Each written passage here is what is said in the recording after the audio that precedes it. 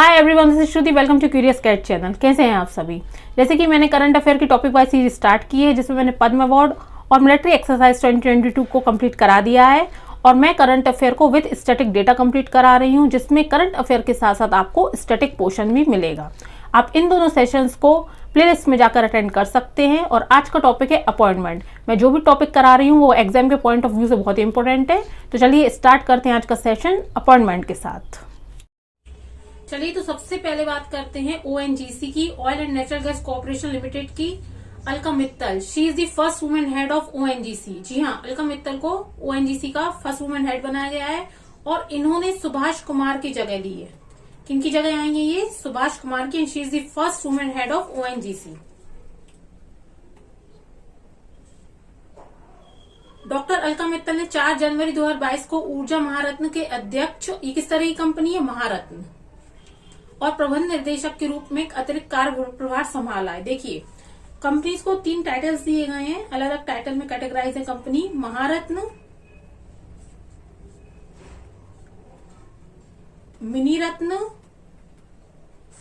And नवरत्न। देखिए, जो नवरत्न title आया वो आया 1997 में, मिनीरत्न जो आया है वो आया है 2002 में और महारत्न जो आया है 2009 में। ये 3 कैटेगरीज में कंपनी को टाइटल्स दिए जाते हैं। निर्देशक के रूप में उन्हें सर्वश्रेष्ठ इन क्लास एचआर प्रथाओं को अपनाने और ओएनजीसी को काम करने के लिए एक महान जगह बनाने के लिए इंटरनेशनल बिजनेस अवार्ड 2021 में, ये ओकेशन था इंटरनेशनल बिजनेस अवार्ड 2021, इसमें वुमेन ऑफ द ईयर श्रेणी में सिल्वर स्टीवी अवार्ड से सम्मानित किया गया है। जैसे कि मैंने आपको बताया था, मैं स्टैटिक डेटा भी साथ में आपको कराती जाऊंगी। देखते हैं ओएनजीसी के बारे में। इसकी स्थापना 14 अगस्त 1956 में की गई है। इसका जो हेडक्वार्टर है वो है दिल्ली में। यह भारत के पेट्रोलियम और प्राकृतिक गैस मंत्रालय के अंतर्गत आती है। यह भारत के कच्चे तेल का लगभग 70% योगदान है। भारत के कच्चे तेल और प्राकृतिक गैस के 84% उत्पादन में कंट्रीब्यूट करती है ओएनजीसी। नवंबर 2010 में भारत ने ओएनजीसी को महारत्न का दर्जा दिया है। महारत्न का दर्जा कब दिया गया ओएनजीसी को? नवंबर 2010 में। Pierre Olivier Gourinchas appointed as next IMF chief economist. International monitoring fund का इन्हें न्यू इकोनॉमिस्ट बनाया गया है। फ्रांस में जन्मे अर्थशास्त्री पियर ओलिवर गॉरेंचेस को अंतर्राष्ट्रीय मुद्रा कोष के अगले मुख्य अर्थशास्त्री के रूप में नामित किया गया और उन्होंने गीता गोपीनाथ की जगह ली है। You can see in this image she is Gita Gopinath, और यह आईएमएफ की पहली महिला अर्थशास्त्री हैं। गीता गोपीनाथ, इनका नाम आपको पता होना चाहिए, याद रखना, गीता गोपीनाथ। 1 अप्रैल 2022 से पूर्णकालिक पद ग्रहण करेंगे। 1 अप्रैल 2022 से। जैसे कि मैंने आपको बताया था कि मैं सारे जो भी अपॉइंटमेंट्स करा रही हूँ, जो भी चीज करा रही हूँ, करंट अफेयर का स्टैटिक डेटा भी बताऊंगी। तो चलिए देखते हैं आईएमएफ के स्टैटिक डेटा के बारे में। अंतर्राष्ट्रीय मुद्रा कोष का गठन 27 दिसंबर 1945 में किया गया। इसका गठन आईएमएफ का इंटरनेशनल मॉनिटरिंग फंड, और इंटरनेशनल मॉनिटरी फंड के जो निर्देशक है वो है क्रिस्टलिना जॉर्जीवा। आईएमएफ का मुख्यालय हेडक्वार्टर वॉशिंगटन डीसी यूएसए में है। ये हेडक्वार्टर हो गया। और इसमें टोटल मेंबर ऑफ कंट्रीज हैं 190, जो देश हैं मेंबर्स वो 190 हैं। अब नेक्स्ट बात करते हैं VS Pathania, new chief of Indian coast guard. इस वीएस पठानिया, इन्हें आईसीजी का न्यू चीफ बनाया गया है। उनके बारे में देखते हैं। 31 दिसंबर 2021 को भारतीय तटरक्षक बल के 24वें नंबर के बनाए गए हैं। ये कौन से नंबर के रहे ये चीफ? 24वें नंबर के। आपको ये नंबर याद रखना है कि कौन से नंबर के हेड बनाए गए हैं। रक्षा सेवा स्टाफ कॉलेज वेलिंगटन और राष्ट्रीय सुरक्षा कॉलेज नई दिल्ली में नेशनल डिफेंस कॉलेज के ये पूर्व छात्र भी रहे हैं। ये इस पद को धारण करने वाले पहले हेलीकॉप्टर पायलट थे। ये इंपॉर्टेंट पॉइंट है। इससे पहले इन्होंने भारतीय तटरक्षक बल के अतिरिक्त महानिदेशक और पश्चिमी समुद्र तट के तटरक्षक कमांडर के रूप में कार्य किया है। इन्हें राष्ट्रपति तटरक्षक मेडल, वीरता के लिए तटरक्षक मेडल और डीजी तटरक्षक प्रशस्ति से सम्मानित किया गया। ये इनके अचीवमेंट्स हैं। नेक्स्ट अब देखते हैं आईसीजी इंडियन कोस्ट गार्ड के लिए स्टैटिक डेटा। भारतीय तटरक्षक बल की स्थापना सबसे पहले भारतीय नौसेना द्वारा राष्ट्र को गैर समुद्री सेवाओं प्रदान करने के लिए की गई थी। गैर सैन्य समुद्री सेवा प्रदान करने के लिए आईसीजी की स्थापना की गई थी और आईसीजी की स्थापना 18 अगस्त 1978 में की गई। इसका जो हेडक्वार्टर वो दिल्ली में, इसकी मूल एजेंसी जो है वो है डिफेंस मिनिस्ट्री, रक्षा मंत्रालय। इसका जो सिद्धांत है वयम रक्षाम, जिसका मतलब होता है हम रक्षा। नेक्स्ट बात करते हैं विनय कुमार त्रिपाठी की, new chairman CEO of railway board. इन्हें रेलवे बोर्ड का न्यू चेयरमैन सीईओ बनाया गया है। अब इनके बारे में देखते हैं क्या क्या चीजें हैं। इन्होंने रुड़की से बीटेक किया है और भारतीय रेलवे सेवा के माध्यम से रेलवे में शामिल हुए हैं। 1983 के इलेक्ट्रिकल इंजीनियर बैच के रहे हैं। अब इनके अचीवमेंट्स देखते हैं। विनय कुमार त्रिपाठी भारतीय रेलवे में विभिन्न पदों पर सेवा करते हुए संयुक्त राज्य अमेरिका और स्विट्जरलैंड में उच्च प्रबंधन प्रशिक्षण कार्यक्रम में भाग लेने का इन्हें अवसर मिला है। भारतीय रेलवे में विनय कुमार त्रिपाठी ने अत्याधुनिक 3 चरण वाले इंजन, ये हैं 3 फेज लोकोमोटिव, चालू करने और उन्हें स्वदेशीकरण में महत्वपूर्ण भूमिका निभाई है, जो अब भारतीय रेलवे के वर्क हॉर्स बन गए हैं। इनका क्रेडिट किसे जाता है? विनय कुमार त्रिपाठी जी को। चलिए तो अब देखते हैं next G Ashok Kumar. He is G Ashok Kumar. G Ashok Kumar was appointed as the new Director General of the National Mission for Clean Ganga under the Ministry of Jal Shakti। इन्हें national mission for clean Ganga के लिए अपॉइंट किया गया है। अब इनके की highlights देखते हैं। जी अशोक कुमार ने महानिदेशक राजीव मिश्रा का स्थान लिया है, राजीव रंजन मिश्रा का। आपको ही पता होना चाहिए कौन किसकी प्लेसेस में आए, ऐसे क्वेश्चन भी बन सकते हैं। इन्होंने किसकी प्लेस ली है? राजीव रंजन मिश्रा की। जी अशोक कुमार को जल शक्ति अभियान कैच द रेन अभियान के हिस्से के रूप में वर्षा जल संचयन में उनके उत्कृष्ट कार्य के लिए इंडियाज रेन मैन भी कहा जाता है। ये इंपॉर्टेंट बनेगा क्वेश्चन। इंडियाज रेन मैन किसे कहा जाता है? जी अशोक कुमार को। इन्हें लोक सेवाओं के लिए स्कॉच पुरस्कार 2021 में दिया गया। आंध्र प्रदेश सरकार से जल मित्र पुरस्कार और लोक प्रशासन में किए गए उत्कृष्ट कार्य के लिए पहला तेलंगाना पुरस्कार भी इन्हें दिया गया है। पहला तेलंगाना उत्कृष्टता पुरस्कार भी जी अशोक कुमार को दिया गया है। अब बात करते हैं national mission for clean Ganga का कुछ स्टैटिक डेटा।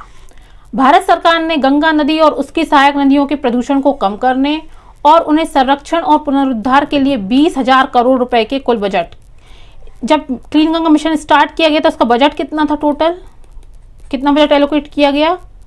20,000 करोड़। और कब स्टार्ट की गई? ये कार्यक्रम 2014 में स्टार्ट किया गया था, नमामि गंगे। और इस साल जो 2022 का जो बजट आया है उसमें नमामि गंगे का जो एलोकेशन है वो है 4200 करोड़। ये आपको इस साल क्वेश्चन आ सकता है कि नमामि गंगे के लिए इस साल जो बजट आया है उसमें कितना एलोकेशन है। नेक्स्ट है राघवेंद्र तंवर।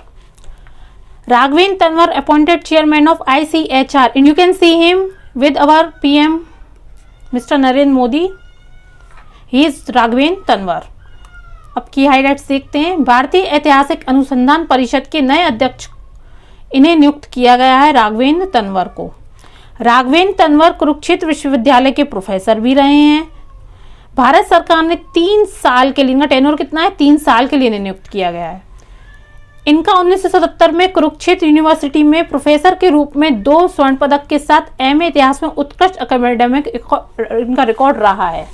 इन्हें 2 स्वर्ण मेडल भी मिले हैं जब ये प्रोफेसर थे कुरुक्षेत्र यूनिवर्सिटी में। अब बात करते हैं ICHR का कुछ स्टैटिक डेटा। 27 मार्च 1972 को इसकी स्थापना हुई। इसका जो हेडक्वार्टर है वो दिल्ली में है। इसके जो क्षेत्रीय कार्यालय वो हैं पुणे, बेंगलोर और गुवाहाटी, असम। ICHR का जो पहले अध्यक्ष थे वो थे इतिहासकार राम शरण शर्मा। पहले इतिहासकार, ये नाम आप याद रखना। ICHR के पहले इतिहासकार राम शरण शर्मा को अध्यक्ष चुना गया है। नेक्स्ट है lieutenant general Manoj Pande, the next chief of the army staff. ये पूर्वी सेना के commander general Pande lieutenant general CP Mohanty की जगह लेंगे। ये किसकी जगह आ रहे हैं, ये आपको याद रखना है कौन किसकी प्लेसेस पे आ रहा है। तो वो हैं जनरल सीपी मोहंती। इससे पहले इन्होंने पूर्वी कमान के general officer commanding in chief के रूप में कार्य किया है। अब इनके कुछ अचीवमेंट्स देखते हैं।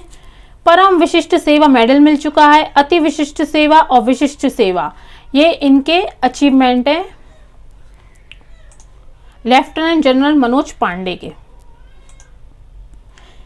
अब बात करते हैं इंडियन आर्मी के कुछ स्टैटिक डेटा की। भारतीय सेना भूमि आधारित शाखा है और ये भारतीय सशस्त्र बलों का एक सबसे बड़ा घटक है। भारत के राष्ट्रपति जो हैं इसके सर्वोच्च कमांडर होते हैं। भारतीय सेना के सर्वोच्च कमांडर प्रेसिडेंट होते हैं। इसका आदर्श वाक्य सेवा परमो धर्मा है। इसका मीनिंग होता है सेवा ही परम धर्म है। इसका हेडक्वार्टर है दिल्ली में और वर्षगांठ 15 जनवरी। जी हाँ, 15 जनवरी को हर साल आर्मी डे बनाया जाता है। मैं साथ के साथ आपको स्टैटिक डेटा भी कवर कराऊंगी, आपको स्टैटिक डेटा अलग से पढ़ने की ज़रूरत नहीं होगी। ओके, चलिए अब देखते हैं सेना द्वारा जो अभी तक के युद्ध लड़े गए हैं उनकी लिस्ट भी मैंने आपको दे दी है। पहला युद्ध लड़ा गया 1947 में, हैदराबाद का विलय 1948, कोरिया युद्ध के दौरान सहायता 1950 टू 1953, गोवा दमन और दीप का विलय 1961, भारत चीन युद्ध 1962, 1965 का भारत पाकिस्तान युद्ध, 1967 भारत चीन संघर्ष अगेन, 1971 के दौरान नक्सलियों के खिलाफ ऑपरेशन, 1971 का बांग्लादेश मुक्ति संग्राम, सियाचिन संघर्ष 1984, आतंकवाद विरोधी गतिविधियां, उसके बाद कारगिल युद्ध 1999 एंड रिसेंटली 2016 कश्मीर पर सर्जिकल स्ट्राइक। अब आपको मुझे कमेंट बॉक्स में बताना है जो हमारी फेमस सिंगर लता मंगेशकर जी, उनके द्वारा ए मेरे वतन के लोगों जो गीत गाया गया था वो कौन से युद्ध के दौरान गाया गया और ये किसने लिखा था, ये आपको कमेंट बॉक्स में मुझे बताना है। नेक्स्ट है S Somnath. S Somnath assume charge as secretary department of space and chairman space commission in ISRO का नेक्स्ट चेयरमैन बनाया जाएगा। अब इनके बारे में कुछ हाइलाइट्स देखते हैं। सोमनाथ विक्रम साराभाई अंतरिक्ष केंद्र तिरुवनंतपुरम के निदेशक और तरल प्रशोधन प्रणाली LPSC liquid propulsion system centre Thiruvananthapuram के निदेशक के रूप में भी कार्य किया है। सोमनाथ को लॉन्च वाहन डिजाइन के योगदान में भी इनका महत्वपूर्ण योगदान रहा है। जैसे कि मैंने आपको बताया था कि मैं आपको स्टैटिक जीके भी बताती जाऊंगी साथ में। इसरो के बारे में देखते हैं स्टैटिक जीके। इसकी स्थापना 15 अगस्त 1969 में की गई है। मुख्यालय इसका बेंगलोर में है इसरो का। और इसरो का जो आदर्श वाक्य वह है मानव जाति की सेवा में अंतरिक्ष प्रौद्योगिकी। मानव जाति की सेवा में अंतरिक्ष प्रौद्योगिकी, ये है इसरो का आदर्श वाक्य। नेक्स्ट है Vinay Mohan Kwatra. Vinay Mohan Kwatra appointed as new foreign secretary. जी हाँ, इंडिया के न्यू फॉरेन सेक्रेटरी बनाए गए हैं विनय कुमार क्वात्रा जी। अब इनके बारे में कुछ हाइलाइट्स देखते हैं। 1988 में IFS में शामिल होने के बाद इन्होंने 1993 तक जेनेवा में भारत के स्थायी मिशन में तीसरे सचिव और फिर दूसरे सचिव के रूप में कार्य किया है। इस अवधि के दौरान इन्होंने जेनेवा में graduate school of international studies से अंतर्राष्ट्रीय संबंधों में डिप्लोमा भी किया है। इंटरनेशनल रिलेशंस में इन्होंने डिप्लोमा भी किया है। और मार्च 2020 से अब तक ये नेपाल में भारत के राजदूत भी रहे हैं। देखिए, इन्हें फॉरेन सेक्रेटरी जब बनाया गया है अभी, ये इससे पहले थे नेपाल में राजदूत। ठीक है, अब नेक्स्ट बात करते हैं Vikas Kumar, the new managing director of Delhi metro rail corporation. Delhi metro rail corporation के न्यू MD बनाए गए हैं। इन्होंने मूंग सहकी किसकी जगह ली है? मूंग सहकी, ये आपको पता होना चाहिए किसने किसकी जगह ली, जैसे कि मैं आपको पहले भी बोल चुकी हूँ। भारतीय रेल यातायात सेवा के 1988 बैच के ये अधिकारी रहे हैं। 1988 के कुमार ने सितंबर 2004 में DMRC में शामिल होने से पहले भारतीय रेलवे के साथ विभिन्न पदों पर काम किया है। ढाका मेट्रो परियोजना के संचालन और रखरखाव नियम विशेषज्ञ के रूप में परामर्श सेवाएं दी हैं। देखिए, ये आपको पॉइंट याद रखना है कि इनका योगदान ढाका मेट्रो परियोजना के संचालन रखरखाव नियम विशेषज्ञ के रूप में भी रहा है। नेक्स्ट बात करते हैं Aamir Khan. PharmEasy appoint Aamir Khan brand ambassador. जी हाँ, फार्मा इजी ने आमिर खान को नेक्स्ट ब्रांड एम्बेसडर अपॉइंट किया है।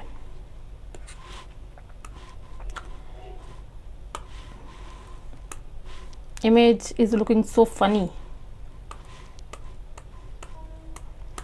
नेक्स्ट है फार्मेसी, एक उपभोक्ता स्वास्थ्य सेवा सुपर ऐप ने नवीनतम अभियान शुरू किया है। जो फार्मेसी है वो एक ऐप है ना, जिसमें बॉलीवुड सुपरस्टार आमिर खान को इसका ब्रांड एम्बेसडर बनाया गया है। फार्मेसी ब्रांड का प्रबंधन जो है API होल्डिंग लिमिटेड द्वारा देखा जाता है। किसके द्वारा? API holding limited. Aamir Khan अभिनीत टीवी विज्ञापन 2022 में IPL, जो IPL चल रहा है, इसके दौरान भी दिखाए जाएंगे। Next is Vishwas Patel, PCI, payments council of India. Vishwas Patel appointed as chairman of payments council of India. He is Vishwas Patel. अब देखते हैं इनके कुछ हाइलाइट्स। अब PCI के बारे में स्टैटिक जीके देखते हैं। PCI की स्थापना वर्ष 2013 में इंटरनेट और मोबाइल एसोसिएशन ऑफ इंडिया के समर्थन के तहत की गई थी। इसे भारत में डिजिटल भुगतान उद्योग की जरूरतों को पूरा करने के लिए लॉन्च किया गया था। Payments council of India RBI और भारत सरकार के दृष्टिकोण को ये साझा करता है। यह हो गया PCI का static GK. Renu Singh, IFS officer Renu Singh appointed forest institute director. जी हाँ, रेणु सिंह को फॉरेस्ट इंस्टीट्यूट का डायरेक्टर बनाया गया, जो कि देहरादून में है। डॉक्टर रेणु सिंह को पर्यावरण, वन और जलवायु परिवर्तन मंत्रालय द्वारा देहरादून में वन अनुसंधान संस्था के अगले निदेशक के रूप में चुना गया है। यह संस्थान की दूसरी महिला निदेशक हैं। कौन से नंबर की हैं? दूसरी। फॉरेस्ट रिसर्च इंस्टीट्यूट की ये दूसरी, आपको कमेंट बॉक्स में बताना है पहली कौन सी है। डॉक्टर रेणु 1990 बैच की भारतीय वन सेवा मध्य प्रदेश कैडर की अधिकारी भी रही हैं। अब कुछ स्टैटिक डेटा के बारे में बात करते हैं फॉरेस्ट इंस्टीट्यूट के। इसकी स्थापना 1864 में डिट्रिच ब्रैंडिस द्वारा ब्रिटिश इंपीरियल फॉरेस्ट स्कूल के रूप में की गई थी।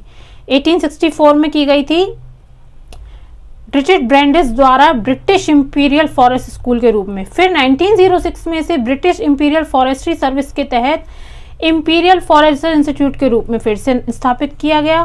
फिर 1991 में इसे विश्वविद्यालय अनुदान आयोग द्वारा एक डीम्ड विश्वविद्यालय के रूप में इसे घोषित किया गया। ये तीनों डेट्स आपको पता होना चाहिए। ये मैंने स्टैटिक डेटा बता दिया। नेक्स्ट है Mahesh Verma. Mahesh Verma appointed as the new chairperson of NABH। ये हैं कुछ की हाइलाइट्स डॉक्टर वर्मा के बारे में।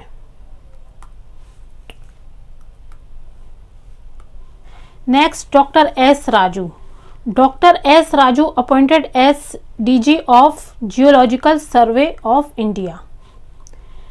1 अप्रैल 2022 से डॉक्टर S राजू को भारतीय भूवैज्ञानिक सर्वेक्षण का महानिदेशक बनाया गया है। वह RS गरखल का स्थान लेंगे। किसकी जगह आएंगे? RS गरखल, जो 31 मार्च 2022 को सेवानिवृत्त हुए हैं। वर्तमान पद संभालने से पहले डॉक्टर S राजू जो हैं मुख्यालय में अतिरिक्त महानिदेशक और राष्ट्रीय प्रमुख मिशन 3 और 4 के पद पर थे। अब जियोलॉजिकल सर्वे ऑफ इंडिया का कुछ स्टैटिक डेटा देखते हैं। भारतीय भूवैज्ञानिक सर्वेक्षण भारत की एक वैज्ञानिक एजेंसी है। यह 1851 में स्थापित की गई थी। जियोलॉजिकल सर्वे ऑफ इंडिया की जो स्थापना 1851 में की गई थी, यह खान मंत्रालय के तहत भारत सरकार का गठन है। किसके अंतर्गत आता है? ये खान मंत्रालय, जो दुनिया में सबसे पुराना संगठन में से एक है। क्षेत्राधिकार ब्रिटिश इंडिया 1851 से 1947 तक रहा है ब्रिटिश इंडिया के अंडर में, और डोमिनियन ऑफ इंडिया 1947 से 1950 में, और भारत सरकार के अंतर्गत कब आया? ये 1950 से वर्तमान तक भारत सरकार के अंतर्गत है। ये इसके क्षेत्राधिकार हैं। और इसका हेडक्वार्टर जो है मुख्यालय कोलकाता पश्चिम बंगाल में है। ये हो गई जियोलॉजिकल सर्वे ऑफ इंडिया के बारे में बात। नेक्स्ट है Raju Subramanyam. FedEx express Washington Indian American Raj Subramanyam would be the new chief executive officer of FedEx. ये राज है, राजू नहीं है, राज सुब्रमण्यम। अब इनके की हाइलाइट्स देखते हैं। दुनिया के सबसे बड़े एक्सप्रेस शिपिंग कॉरपोरेशन फेडेक्स, जो फेडेक्स है दुनिया की सबसे बड़ी शिपिंग कॉरपोरेशन है, इन्होंने भारतीय अमेरिकी राज सुब्रमण्यम को अपना नया मुख्य अधिकारी चुना है। वह अध्यक्ष और सीईओ के फ्रेडरिक डब्ल्यू स्मिथ की जगह लेंगे। किसकी जगह लेंगे? फ्रेडरिक स्मिथ डब्ल्यू की। और जो फ्रेडरिक स्मिथ डब्ल्यू हैं, इन्होंने 1971 में फेडेक्स की स्थापना की थी। Next is Uday Kotak. उदय कोटक जो हैं chairman of infrastructure leasing and financial services, Uday Kotak resign, इन्होंने रिजाइन कर दिया है IL&FS से। अब इसके कुछ की हाइलाइट्स देखते हैं। कोटक महिंद्रा बैंक के प्रबंधक निदेशक और मुख्य अधिकारी उदय कोटक को IL&FS के गैर कार्यकारी अध्यक्ष के रूप में कार्यरत है। 2 अप्रैल को जी अपना पद छोड़ देंगे। कारपोरेट मामले के मंत्रालय ने IL&FS के प्रबंधक निदेशक CS राजन को 6 महीने के लिए अध्यक्ष और प्रबंधन निदेशक के रूप में नामित किया है। अब इसके कौन आ गए? CS राजन। आपको क्वेश्चन बन सकता है कि अब उनकी जगह जो न्यू अपॉइंट हुए उनका नाम बताइए। राजन 3 अप्रैल को अध्यक्ष के रूप में कार्यभार संभालेंगे। उदय कोटक की जगह अब कौन आ गए हैं? C राजन। नेक्स्ट है professor Bhushan Patwardhan. Professor Bhushan Patwardhan appointed as the new chairman of NAAC। इन्हें न्यू चेयरमैन अपॉइंट किया गया है NAAC का। अब इनके बारे में कुछ की हाइलाइट्स देखते हैं। वर्तमान में कोविड-19 पर अंतः विषय आयुष अनुसंधान एवं विकास कार्य बल के अध्यक्ष डॉक्टर पटवर्धन का लगभग 40 वर्षों से एक प्रतिष्ठित शिक्षाविद भी ये रहे हैं। ये UGC के पूर्व उपाध्यक्ष भी हैं। नीति आयोग, योजना आयोग, लेसन नागरिक आयोग सहित कई शैक्षणिक अनुसंधान और नीति समितियों के ये सदस्य भी रह चुके हैं। अब देखते हैं NAC का static data. The national assessment and accreditation council, ये इसका फुल फॉर्म है। देश में विश्वविद्यालयों और कॉलेजों का प्रदर्शन का मूल्यांकन करने के लिए सितंबर 1994 में बेंगलोर में UGC द्वारा इसकी स्थापना की गई थी। कब? 1994 में। और कहाँ की गई थी? बेंगलोर में।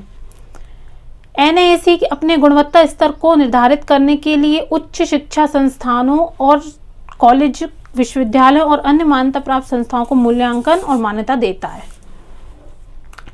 नेक्स्ट है TS रामकृष्णन। TX रामकृष्णन को LIC म्यूचुअल फंड के MD एंड CEO के रूप में अपॉइंट किया गया है। अब देखते हैं इनके कुछ की हाइलाइट्स। दिनेश पांगटे की जगह लेंगे। किसकी जगह लेंगे? ये दिनेश पांगटे की। रामकृष्ण बैचलर ऑफ कॉमर्स और PG DIM, और उन्हें भारत के प्रतिष्ठित बीमा संस्थान से फेलोशिप से भी सम्मानित किया गया। ये इनकी अचीवमेंट्स हैं। वह 28 अप्रैल 2021 को LIC म्यूचुअल फंड AMC में शामिल हुए थे। LIC म्यूचुअल फंड में शामिल होने से पहले Ramakrishnan LIC housing finance limited में क्षेत्रीय प्रबंधक पश्चिम क्षेत्र के रह चुके हैं। अब जानते हैं LIC म्यूचुअल फंड का कुछ static data. LIC mutual fund की स्थापना 20 अप्रैल 1989 में भारत LIC द्वारा की गई थी। कब की गई थी? 20 अप्रैल 1989 में। LIC म्यूचुअल फंड भारत में संचालित सबसे पुरानी और अग्रणी म्यूचुअल फंड में से एक है। Next is Gilbert Houngbo. You can see in this image Gilbert Hongbo. Gilbert Hongbo named next Director General of International Labour Organization ILO के नेक्स्ट जनरल डायरेक्टर इन्हें बनाया जाएगा। ये टोगो के पूर्व प्रधानमंत्री भी रहे हैं। होंगबो ये पद लेने वाले पहले अफ्रीकी हैं। ये इंपॉर्टेंट पॉइंट है। ILO के जो हेड बनाए जा रहे हैं, ये पद लेने वाले पहले अफ्रीकी हैं ये। और यूके के वर्तमान महानिदेशक गॉय राइडर 2012 से इस पद पर रहे थे। ILO के जो हेड है वो गॉय राइडर रहे थे और गॉय राइडर की जगह अब ये आ रहे हैं। अब बात करते हैं ILO के कुछ स्टैटिक डेटा की। इसकी स्थापना 11 अप्रैल 1919 में की गई है। यह संयुक्त राष्ट्र की पहली और सबसे पुरानी विशेष एजेंसी है। और इंटरनेशनल लेबर ऑर्गेनाइजेशन में जो सदस्य हैं वो टोटल कितने हैं? 187। ये क्वेश्चन जरूर एग्जाम में पूछे जाते हैं, कितने मेंबर्स रहे हैं और उसका हेडक्वार्टर, ये सारी चीज़ें आपको एग्जाम में पूछी जाती है ना। मेंबर कंट्रीज हो गई। जो इसका हेडक्वार्टर है वो जेनेवा स्विट्जरलैंड में। मैंने आपको इसमें स्टैटिक डेटा भी करा दिया, आपको स्टैटिक डेटा अलग से पढ़ने की ज़रूरत नहीं होगी, और मैं सारे करंट अफेयर्स आपको इसी तरीके से कवर करा रही हूँ। ILO को सन 1969 में नोबेल पीस प्राइज भी मिला है। नोबेल शांति प्राइज कब मिला है? 1969 में। आप सारे सेशन जो लास्ट क्लासेस जो हुई हैं मिलिट्री एक्सरसाइज और पद्म अवार्ड की, वो भी देखी, वो भी मैंने इसी तरीके से विद स्टैटिक डेटा कवर कराई है। नेक्स्ट है Devashish Pande, new IRDAI insurance regulatory and development authority of India के चेयरमैन देवाशीष पांडे को चुना गया है। अब बात करते हैं IRDAI के कुछ स्टैटिक डेटा की। इसकी स्थापना 1999 में की गई है। इसका जो हेडक्वार्टर है वो है हैदराबाद तेलंगाना में। भारतीय बीमा नियामक और विकास प्राधिकरण भारत सरकार के वित्त मंत्रालय के अधिकार क्षेत्र में एक नियामक निकाय है और इसे भारत में बीमा और पुनर्बीमा उद्योगों को विनियमित और लाइसेंस देने का काम सौंप और भारत में बीमा और पुनर्बीमा उद्योगों को विनियमित और लाइसेंस देने का काम इसे सौंपा गया है। IRDAI भारत सरकार द्वारा नियुक्त अध्यक्ष और 5 पूर्णकालिक और 4 अंशकालिक सदस्यों सहित 10 सदस्य होते हैं। ये क्वेश्चन आपसे पूछा जा सकता है कि इसमें टोटल मेंबर्स कितने होते हैं IRDAI में, तो ये टोटल कितने दिए हैं? 10 सदस्य निकाय होते हैं। नेक्स्ट है Sanjay Malhotra. Centre nominate Sanjay Malhotra as a director of central board of reserve bank of India. रिजर्व बैंक ऑफ इंडिया के सेंट्रल बोर्ड के डायरेक्टर के रूप में किन्हें चुना गया है? संजय मल्होत्रा को। अब देखते हैं संजय मल्होत्रा के बारे में कुछ इंपॉर्टेंट पॉइंट्स। राजस्थान कैडर के 1990 के बैच के LAS अधिकारी रह चुके हैं। इससे पहले ये REC लिमिटेड के अध्यक्ष और प्रबंध निदेशक के रूप में कार्यरत थे। 16 फरवरी 2022 से ये अगले आदेश तक प्रभारी रहेंगे। कब तक रहेंगे ये? 16 फरवरी से रहेंगे। अब बात करते हैं रिजर्व बैंक ऑफ इंडिया के लिए कुछ स्टैटिक डेटा की। इसकी स्थापना 1 अप्रैल 1935 में की गई थी। इसका जो हेडक्वार्टर है वो मुंबई में है। 1926 में हिल्टन यंग कमीशन ने भारतीय रिजर्व बैंक की स्थापना की सिफारिश की थी। किसने की थी? हिल्टन यंग कमीशन ने। ऐसे क्वेश्चन आपसे वनडे एग्जाम में पूछे जा सकते हैं। कौन सा कमीशन था जिसने सिफारिश की थी? वो था हिल्टन यंग कमीशन और 1926 में।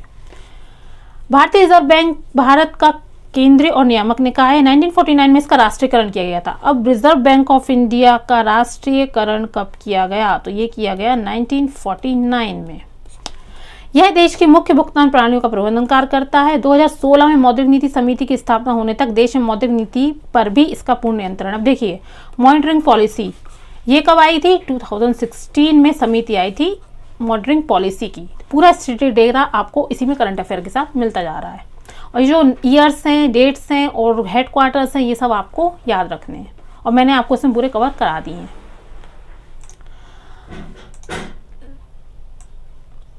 तो ये था आज का सेशन अपॉइंटमेंट्स के बारे में, जिसमें मैंने आपको अपॉइंटमेंट विथ स्टैटिक डेटा कराया हुआ है। मैं करंट अफेयर के सारे टॉपिक स्टैटिक जीके के साथ ही करा रही हूँ क्योंकि एग्जाम में स्टैटिक जीके भी पूछी जाती है।